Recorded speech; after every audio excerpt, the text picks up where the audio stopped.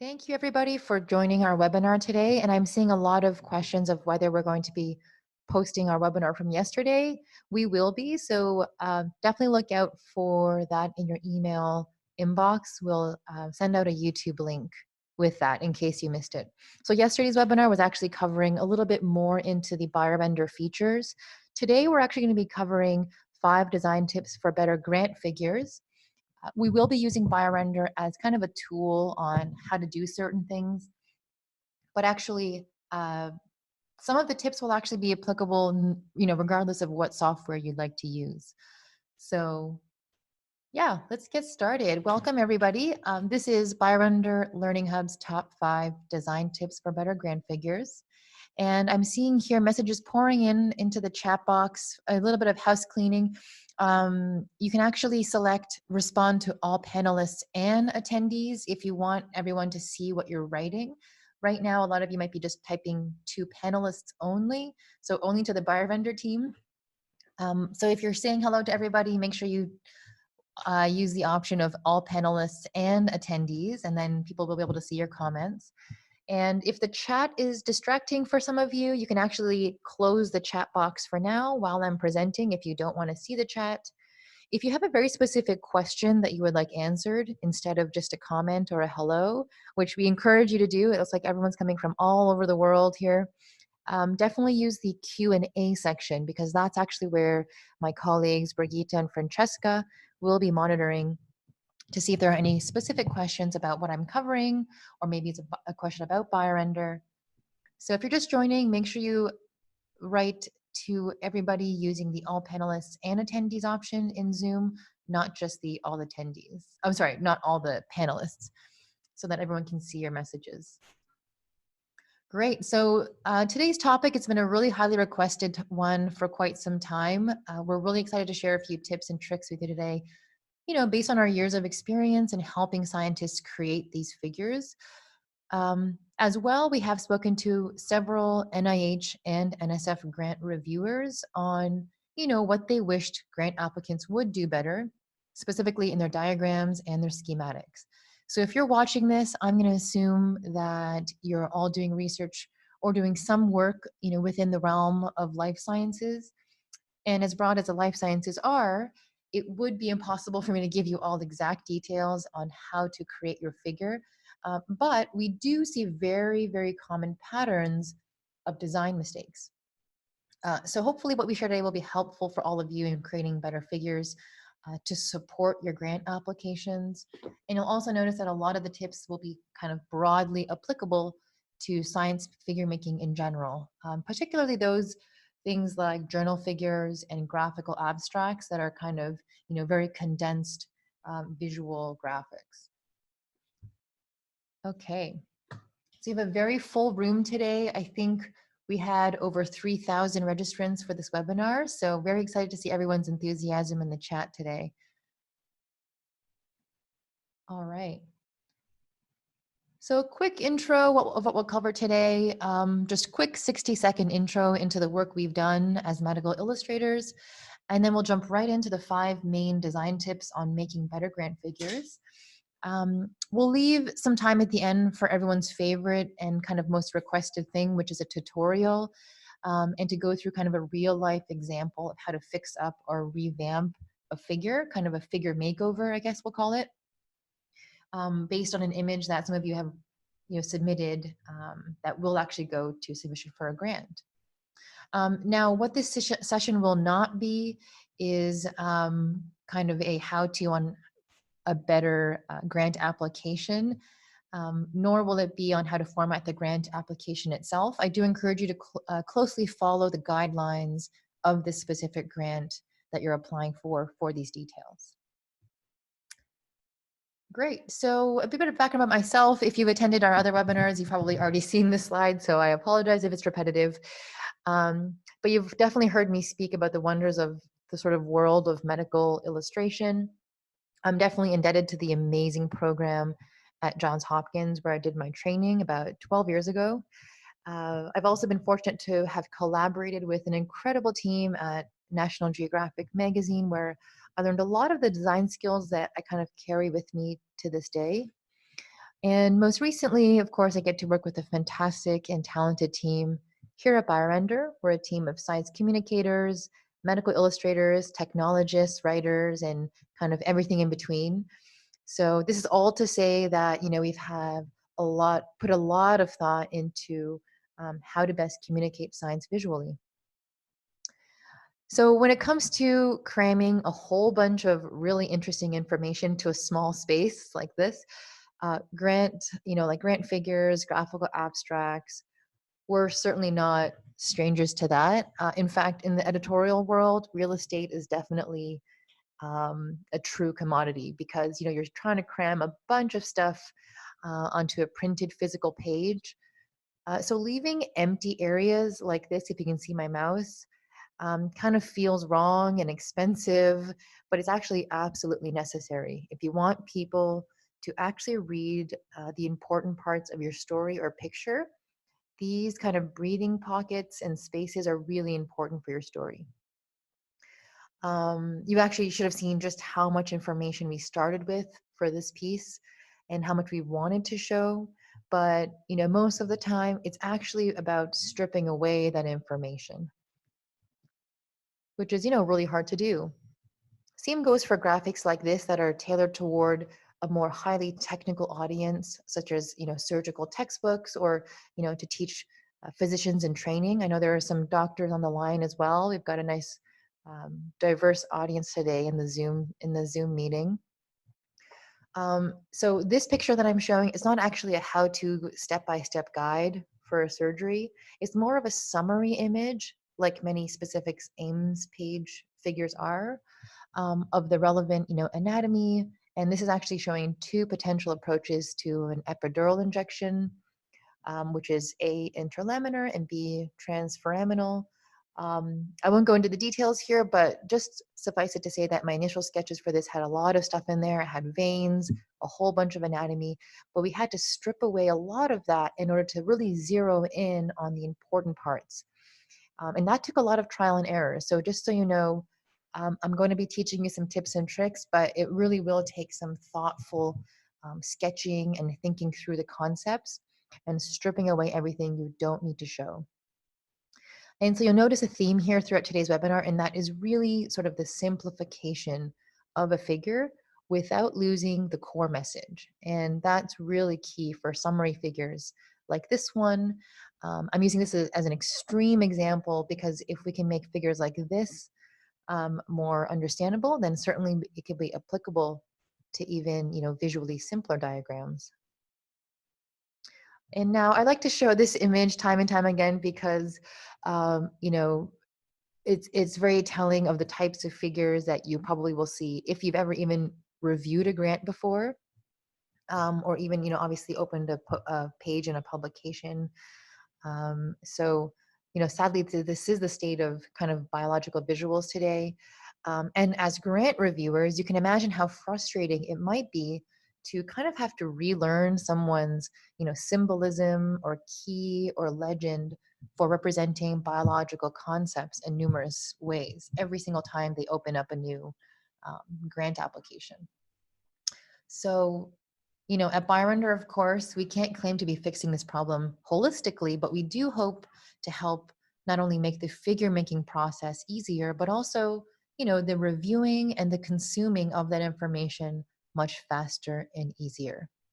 And now this is a kind of a speed through of a few of the capabilities within BioRender. And you'll pick up on a few of these as we continue through the tutorial, but it kind of gives a little bit of a preview into what BioRender has to offer if you haven't already seen it. And of course, here's a list of use cases of BioRender. Of course, the focus of today will be on specifically grant applications. Sorry, it's kind of excessive animations happening here. But again, that will be the focus of our discussion. That being said, the tips will hopefully apply more broadly to even other types of figures, like for publications, thesis, lab meetings, and so forth. So how can you improve your grant figures? It's definitely encouraged to use figures in a lot of, how-tos.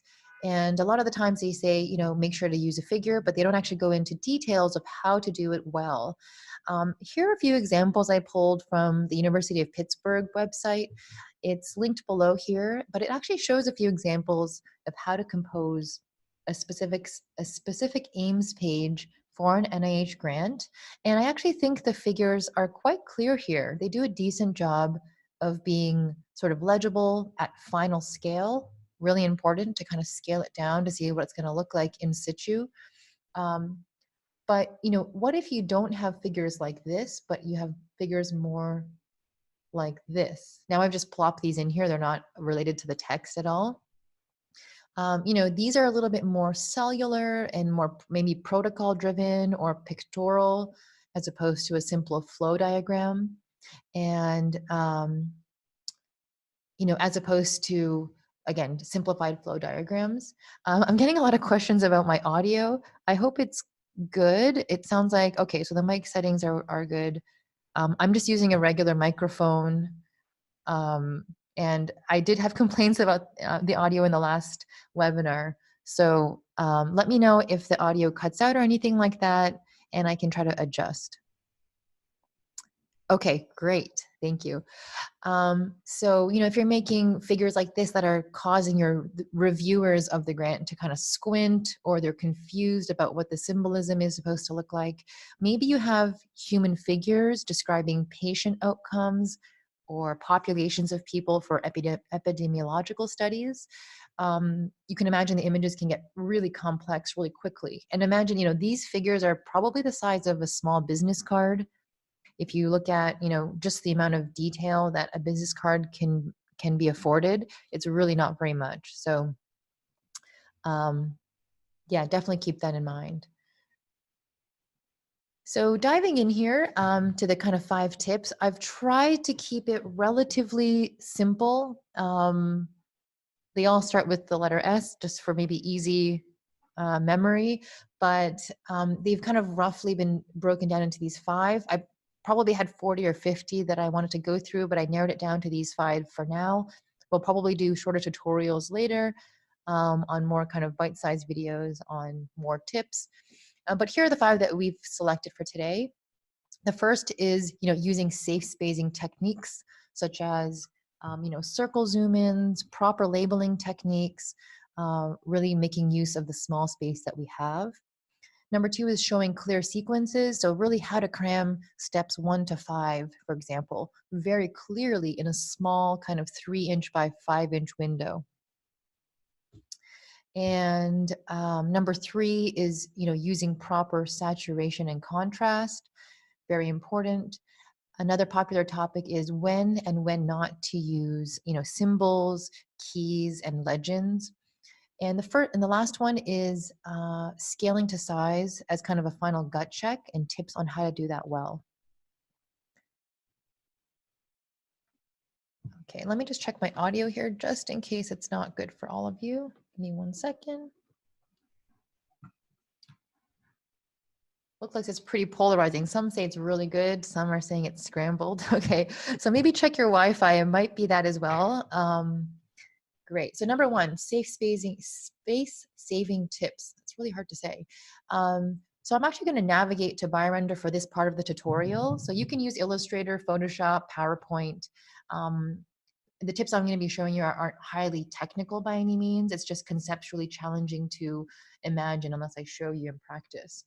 So I'm going to switch over to BioRender really quick. And again, you've probably seen me do these tutorials before where you're using circle crops to show zoom ins. For example, this is one that I showed a few days ago where you can show a really close zoom in of something like this, where it's, you've got your whole machine set up, you've got maybe an animal model in there, and really all you want to do is show the main part of the anatomy of the animal. So what I'm going to do is hit circle crop. And again, most applications do have this ability. And I'm going to go ahead and do that. So really, really simple way to save space by using this circle crop. And again, once you've got that down, you can actually move this anywhere in the composition and then just realign the lines to where you want it to show. Another example that I like to show is I take a tip from anatomy books. You know, it's really impossible to show here the myofibril at this scale, but because we've done this kind of zoom in call out, it's possible to show every layer of anatomy in one single figure. So in order to access the circle zoom crop, as someone asked, it's actually just in this little drop down here. So there's a square shape and a circle shape. So just go ahead and select that circle one, and then you'll be good to go. Another example is, of course, you know, maybe if you want to show the type of protein zoom in like this. The app that I'm using is BioRender, so you can use a free version, biorender.com, if you do want to follow along. And I've got my little cheat sheet here of the protein name, and BioRender has this nifty PDB plugin, so I'm going to type that in. And what it's going to do is it's going to load up that protein. And so instead of showing, you know, a giant figure and then taking up a lot of space in, again, that small amount of real estate we have, I'm going to use something like this, maybe simplify it a little bit more, and color it a little bit more simply. Pick a blue color.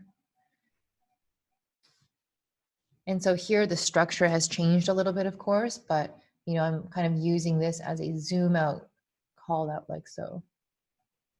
And these dotted lines also work quite well to show that zoom out. So instead of, you know, kind of zooming into just this area, you can actually explode that out so it's showing in a different window like this. Same goes for, you know, more anatomical structures. So if you're showing zoom-ins of the gut microbiota, you know, maybe you want to do little window callouts like this. We see this a lot as well, where, you know, you want to zoom into the lymph node and kind of the migration of cells in and out of that. But sometimes it gets a little bit messy and you don't want to, you know, show a giant lymph node like this, again, because you've got very little real estate to work with. So if you can, try to show maybe the macro view or the anatomy view kind of small like this. And then put this here, and then show a little zoom in of the cell-cell interaction by using a zoom in call out like this. So I hope that makes sense. I'm going to go back here and just click. This is another way to save space. So I talked about zoom in callouts. This is another way to kind of almost eliminate the need to use lines altogether. First of all, it's kind of a you know, design flaw to use two different you use arrows for two different purposes. So you can see here the arrow that was used to label this disintegrating microtubule was the exact same arrow used to show the movement of these proteins. So what I did was I removed that arrow and I actually color picked the label to match the thing that it's labeling, and you're already eliminating some of those extra things in your figure that you really don't need, again, just to eliminate and simplify the figure. Like so. One more space saving tip is to actually just, you know, put the label on top of the thing that you're labeling. And then a small tip I would add is sometimes I'll add a little square behind the name at like a 50% opacity, especially if the object is textured like this protein. Again, contrast is really important for small figures, so this is really helpful if you add that little square behind it to improve the contrast. And we're getting a lot of questions about whether we'll have this recording available, and we will have it available, so you don't have to rigorously write down notes or anything like that. We'll send out the YouTube link via email. Okay, so those are a couple of space-saving tips. And then we'll go on to tip number 2 here, and that is to show clear sequences. And you've probably experienced this before, where you need to show not just in grant figures, but, you know, maybe your thesis or a publication of how you accomplished a certain task or what you did in your lab or in your research to, come up with your results. Here's an example of a figure that we're actually going to be releasing as a template within BioRender. And even internally as an art team, we kind of, critique each other's work. And this one in particular, we thought, okay, it's a great starting point, but it's a little hard to follow, from 1, 2, 3, 4, 5, 6, 7. It actually is quite nice compared to a lot of the sequential figures I do see, but we could have taken this a little bit further. And one thing you can do as a trick is, you've lined out your figure, you've got steps 1 to 5 or, A to E. Sometimes it looks a little bit messy or crowded. One thing you can do is actually create these kind of boxes around each step. And if you're noticing that each of the boxes are really different sizes or really sort of different distances from each other and inconsistent, that's generally probably why it's starting to look messy. So what you'll want to do is kind of go back, realign. I'd also combine, as much as possible, all of the text within each step in one go. So this is what I mean by that. See how the title here is separate from the description? I'm actually going to combine those so that the subtitle is actually kind of together with the description of that step. Now, this might be a little bit of a lot of information for a grant figure, but this is kind of an extreme example of how you would clean up even really complex figures like this. So if you were to draw boxes around those, you can see it's a lot more aligned. It doesn't have to be perfectly the same, but just roughly more aligned than something like this. So it takes a little bit of finicking and adjusting and pixel pushing, but definitely works out in the end once you see the final results. This is the after, and this is the before and after. So in this case, it's a little more subtle, but you can definitely tell that if this was shrunk down, it'll be way more legible when you have them more evenly spaced out like this. You can also see that the hierarchy of text is important here. So I've really kind of structured the subtitles to be larger and bolder and the body text to be smaller and thinner. Okay. So kind of in summary here's an example of showing clear sequences again. If you compartmentalize each step clean enough, you can actually start to play around with it and have fun with the composition. So you can do kind of a cyclical composition, you can do a linear composition. As long as you have each step compartmentalized in a clean fashion, it actually becomes really easy to adjust things on the fly. And here it is really abstracted. I kind of think of it as like, carts on a train. If you have each of them in their own sort of conceptual block, you can actually move the blocks around in order to create different compositions. Again, whether it's cyclical, linear, Z formation, M shape, whatever it is. Okay. So tip number 3, this is the idea of saturation and contrast.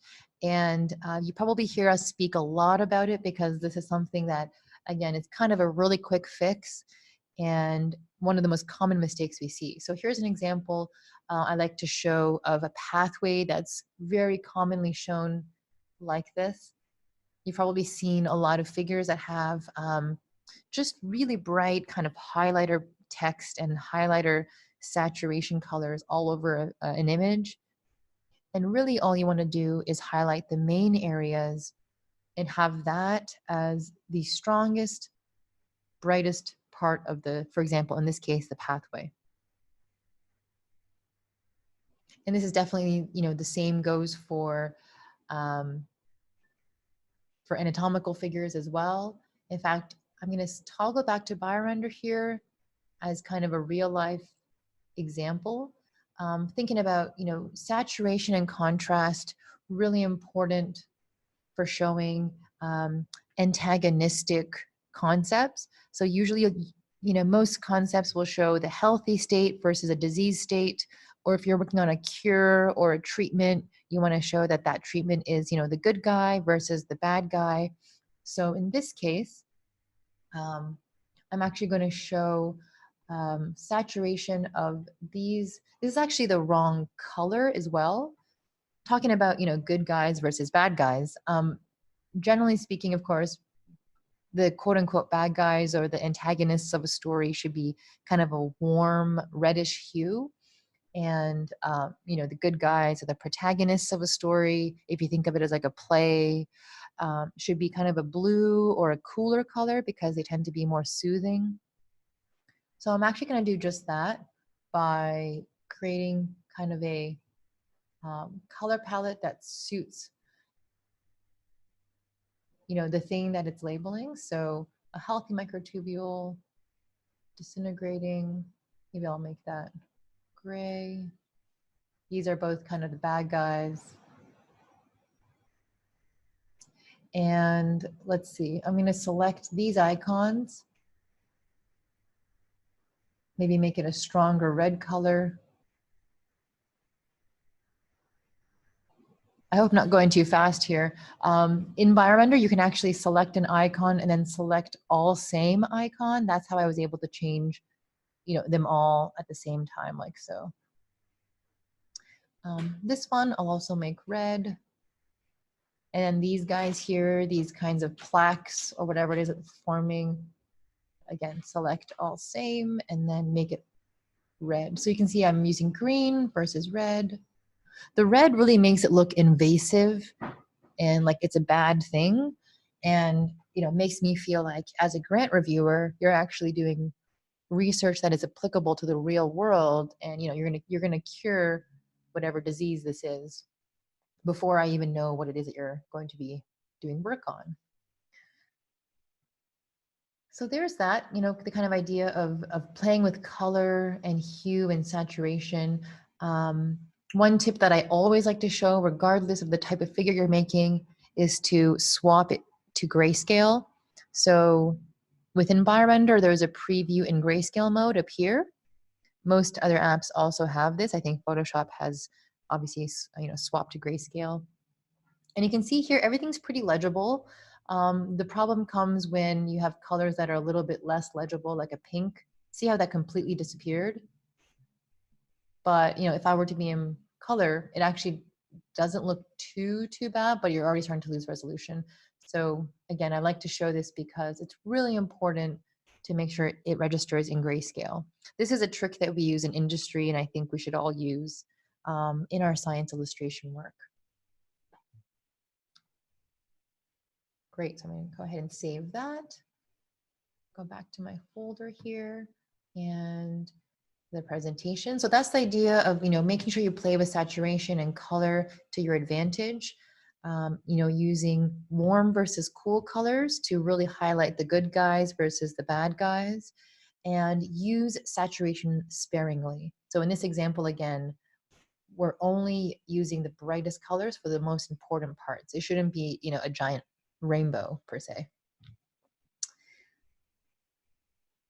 Okay, tip number 4, the idea of using symbols, keys, and legends. This is really popular, and it's probably something we learned in grade school when we learned to draw our first map or, illustration or picture, where you actually remove the labels from the figure and you put it into a little box in the corner of the figure.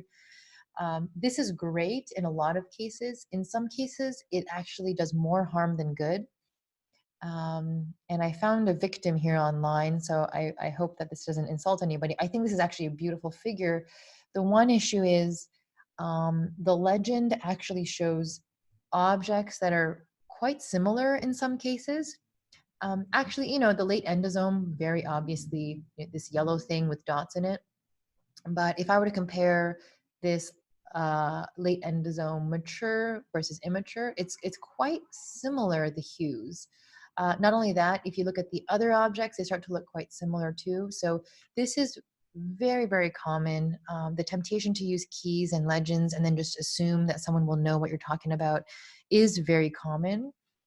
So my takeaway here is really make sure that the things you're putting in this key box, this legend, is different enough that they're gonna not have to go back and forth, back and forth. Like when I look at this, my eye kind of juts to the left and right, and then I kind of forget what the story is. Um, and I'm seeing a question here, what are the amount of things in a legend or key, like I guess what to put in, or maybe the maximum number? It really depends on the figure. But again, the important thing is making sure that all of those symbols are different enough to be able to read the figure. In this case, maybe it would have been better to even just label the things inside the figure entirely. You can see the legend actually does take up quite a bit of space. So in some cases, I actually recommend to remove the legend and then label the things themselves right inside the figure. I would also, again, use color to your advantage and use very different colors for each symbol or concept, and then putting it to grayscale, making sure they're different color values as well. And a couple more examples of objects or figures showing legends that maybe could have done better with just labeling directly into the figure. And I'll show you how to label better in our next examples. But again, sometimes keys and legends can do more harm than good. Just make sure that the keys and the symbols you're using are different enough. Here's a good example we can take a page from, and that is from the book of biochemists and maybe glycobiologists. They've done this really well. Even chemists, actually, they've created an entire library of symbols where no matter what, you'll know that certain symbols equal others. So in this case, even if I was colorblind, I'd probably still be able to make out what a galactose is, or glucose molecule, or mannose, or whatnot, just based on the fact that these are so simplified. Now, it's going to be hard to abstract a lot of biological concepts to this degree, but I just want to lean you towards making those objects and symbols different enough to warrant using a legend like this. Great. And I'm going to, go through a tutorial to show you an example of that in practice in a minute. Great. And finally, before we jump into kind of a live tutorial here, and this is sort of a tip that we tell everybody to do, regardless of whether you're making a poster or a journal figure or thesis work, you always should put it back into its context of how it's going to be used ultimately. So in this case, you want to scale it to size and make sure that it's legible at the size that it will be ultimately submitted in and printed at. So, in this case, the figure is very, very small. Again, we kind of just took this out of a specific AIMS page, but one issue I'm seeing with this, a little bit unrelated to kind of looking at pictures in situ, is the idea of text hierarchy. So you probably didn't know this, but if you take a closer look, the figure caption is actually this little hidden body of text here. And this is the body of text. This is, again, a very common mistake that we see, where the caption text is so similar to the body text that it's really hard to differentiate where one stops and where the other begins. And so looking at the difference there, if you were a reviewer, I'd probably just read kind of directly from left to right, up to down, and not really know where to start and stop. So really make sure that you're using really good quality text hierarchy, which is small enough figure captions, maybe a slightly different font even in some cases. Definitely leave enough padding and spacing around the figures and around the figure caption. And if it warrants, maybe even a box around the entire figure plus caption. So I guess almost similar to what we're doing here with the red lines, this would be a good way to really show the reviewers, where your picture ends and begins. So I just wanted to point this out because, something that we see a lot mistake-wise when we see grant figures being submitted. And I'm going to use this kind of template as we go through a tutorial now on whether we can get a figure to kind of fit into this text-heavy specific aims page. And I hope this doesn't give you kind of a cortisol spike, but I suspect this is what a lot of grants end up looking like when you go to submit. All right, so swapping over here. Actually, this is a really good example going back to the kind of symbols, keys, and legends topic. In this case, things are getting a little bit messy here, kind of intertwined. But again, using the kind of color matching aspect of labeling your diagrams, if I were to label this or color this to match the thing that I'm labeling, so maybe it's this arrow color, you can see that, I don't need a legend to show this because now my text actually matches the arrow as far as its color. Same with the fibrin. Maybe I would have needed a legend here on the side with, the word fibrin and one of these fibrils, like so.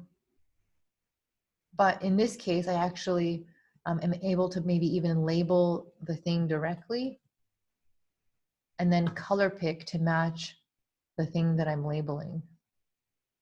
So something maybe in this color category. So color is really powerful to elucidate to your viewers what it is that you're labeling. Again, if it was black, you probably would not be able to make that association right away. In fact, it doesn't even matter where you put the label sometimes, because if I put it on the cell, you can still associate that word with that object. I hope that makes sense. And it really does help when you label the thing in the story instead of a legend, because it kind of helps with the flow of the story. Instead of, blobby thing turns into another blobby thing, I can actually read it as, fibroblast activated by pro-inflammatory cytokines, and then kind of continue the story cyclically in my head without, again, having to refer back to a legend.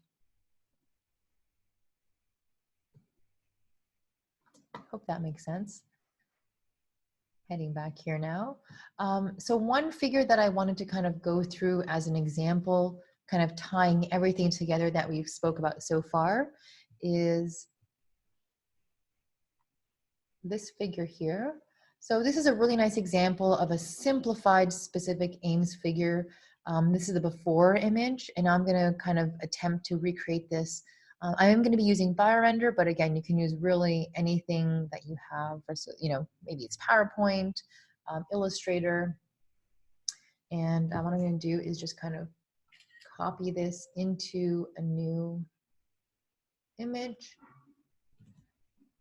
And the nice thing about BioRender is I can actually bring in some rough drafts into my canvas and put it on the side here or on top as I'm working. And then this is my kind of area that I can kind of illustrate. So one thing that we wanted to show is perhaps some treatment or the drug that I'll be working on. So something like this. And pick different colors. Anatomy, of course, it's really nice to show macro to micro scale. So if you are working on something that ultimately has sort of medical or clinical applications or relevance, it is nice to show and tie it back to that clinical example.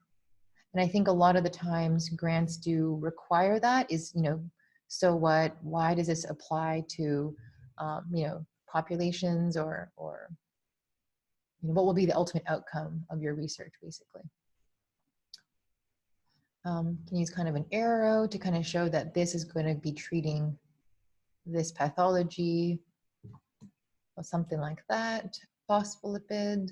So let's see here. Lipid. Let's see, maybe something like this. Looks like fatty acid pools with kind of a disruption in the membrane. And I'm going a little bit fast here for purposes of time because time is flying by. There we go. And maybe I want to show a different color of a few examples that kind of get, sprayed around. Maybe it turns yellow or something like that. But I don't know, I'm just gonna make it colorful. So it looks like that part is maybe flying off and accumulating somewhere. And then use those same arrows, copy and paste. So it doesn't have to be complicated, as you can see. The simpler the better.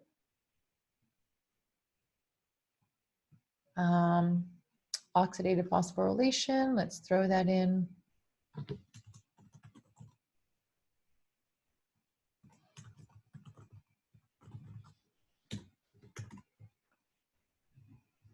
Okay, and now you don't want to use the same arrow to describe an increase or decrease in volume. Again, making sure that the arrows that you use are very consistent. So label arrows should not be the same as, state changes and such. So if I were to use a different arrow for increase or decrease, that would be a better way to go about it. So maybe I'll even change, the thickness.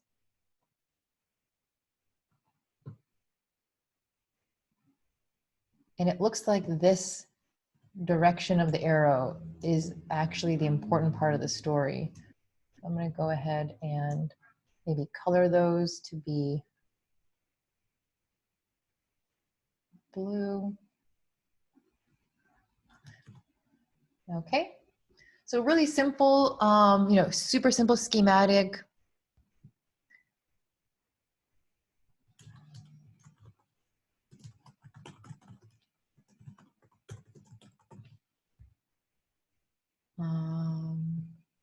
Maybe I need a label here of aim 1.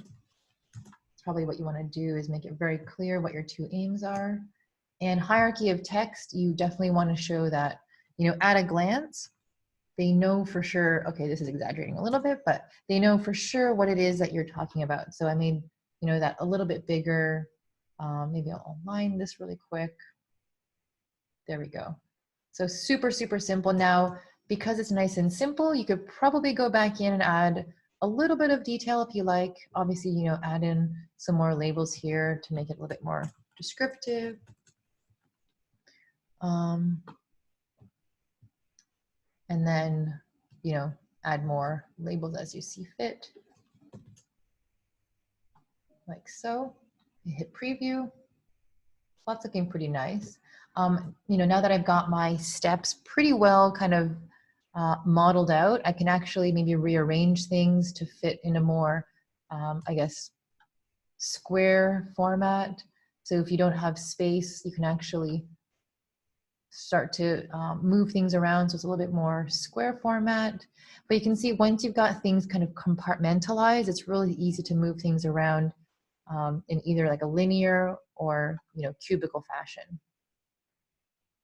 So here's that. I'm going to go back to kind of my finished figure here, kind of like in a cooking show when you've got it pre-made. So here's an example of that same figure, just with a little bit more care and time put in.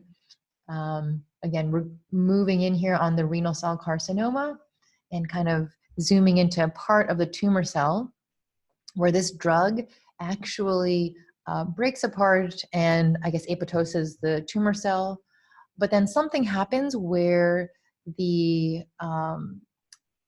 phospholipid heads, actually there's like a fatty acid pool accumulation in the body, which actually is detrimental to the patient. And so I thought, this was a good first pass, but in my eye, the fact that you've used kind of these cool colors, actually, I thought that the drug was a good thing. I don't know if you all noticed that, but I thought that this was, a good thing. It comes in, it treats the cancer, and, there's 1 or 2 aims that come out of this. In fact, the main reason for this figure is actually to show that the drug is intended to be good, but actually causes some harm because of this fatty acid pool that accumulates. So again, the first 5 seconds of the reviewer looking at your figure, they have to know right away who's a good guy, who's the bad guy. The bad guy in this case is actually the inhibitors of the treatment. I'm going to go back here and show the example that we then fixed up, making the pills look a little bit more like the bad guy. So in this case, we used kind of a reddish hue. We turned all the labels to be more red. These labels and the aims are also a bit of a red color. This increase in oxidative phosphorylation and increase in polyunsaturated fatty acids has now shown to be a bad thing.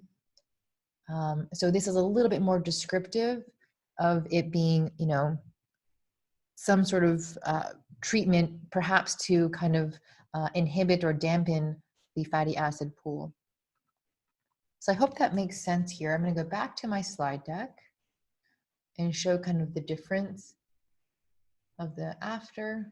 So much cleaner, of course, because we've got, the kind of macro to micro view. We have a nice call out to show that we're actually zooming into the tumor cell, but we don't need to show too many aspects here. And then the version where it's, the bad guys are much more elucidated than before.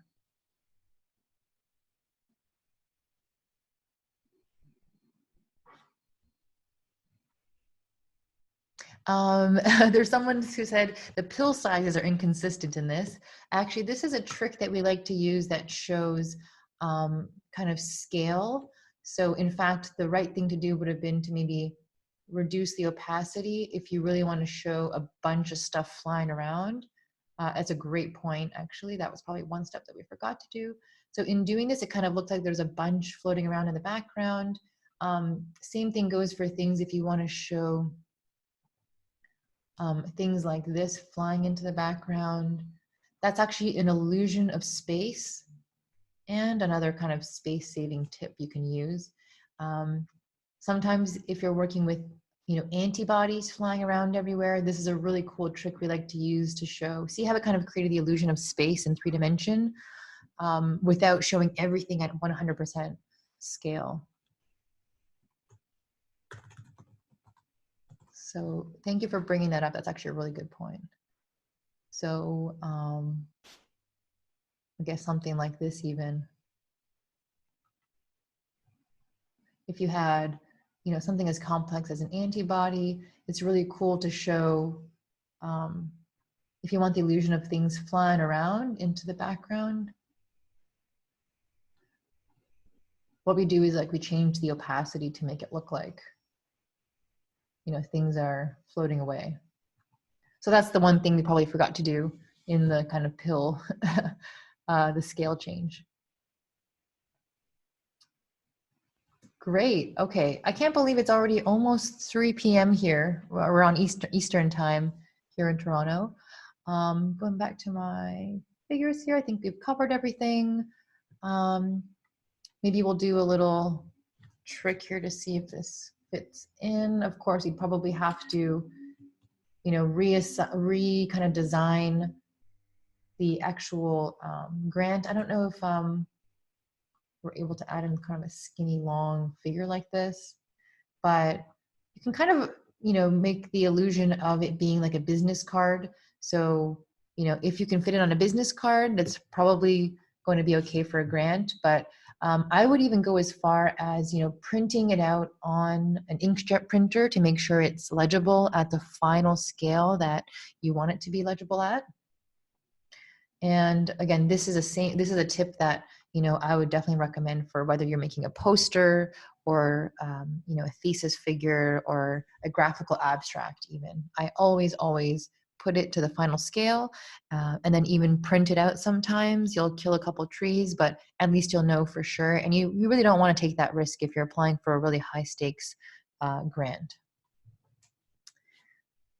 Okay, I have one question about how do I transfer things out of BioRender. I guess I will touch on that really quickly. If you're interested, you can actually just export it as a JPEG, a PNG, or a PDF.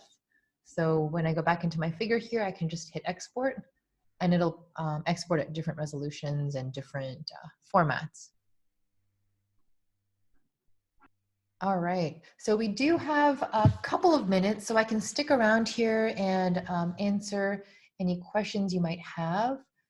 We do have quite a full room here, it looks like, so thank you for sticking around to the very end. I hope I didn't speed through it too much.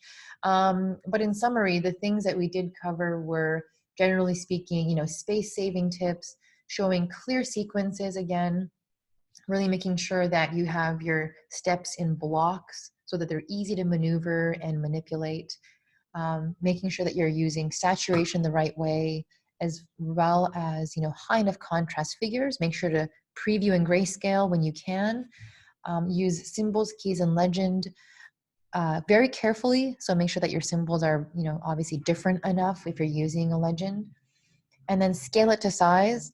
Always put it down to the final size that it will be exported at. Don't do it last minute, because then you'll panic and realize, oh my God, everything's too small and my line is like 0.001 line thickness. So make sure you're doing it as you go along, so you can actually inform the way your figure looks earlier on, and then you won't get that last minute panic. Okay, thank you so much, everybody. I really appreciate you sticking around to the very end. Hope these tips were useful, and hope that you can use some of them in your next figure making endeavors. We are going to be running a few more webinars throughout the month, so definitely join if you can. If you'd like, you can sign up for a free BioRender account at www.biorender.com. And you are able to use the free version for educational purposes, including teaching, presentations, your thesis work, as well as applying for grants. You can use the free version for that. So definitely encourage you to try it out. And thank you for all the participation in the chat box. I really enjoyed the enthusiasm and encouragement. And thank you so much for joining us. And thank you to Francesca and Brigitte, my colleagues that are on the line, that were helping to answer all your questions as well. And finally, look out for the YouTube link in your emails. We'll send it out following this webinar, so you can kind of watch it at your own pace. Great, thank you so much. Thank you for joining, really appreciate it. Have a great day, everybody.